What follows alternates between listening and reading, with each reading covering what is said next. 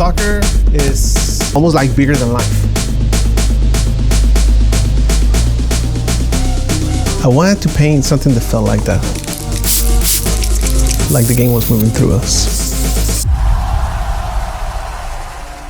My name is Hatziel Flores. I grew up in Dallas, Texas. I'm a graffiti artist, illustrator, muralist, and traditional painter.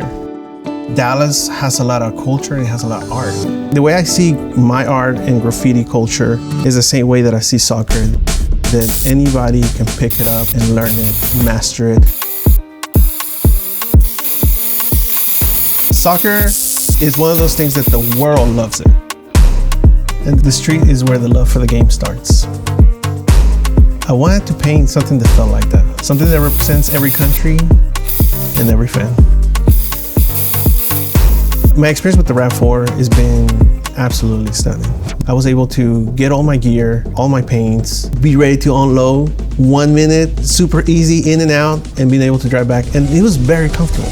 I'm so grateful to Toyota. The RAV4 brought this mural to life. The mural is titled Night of Celebration.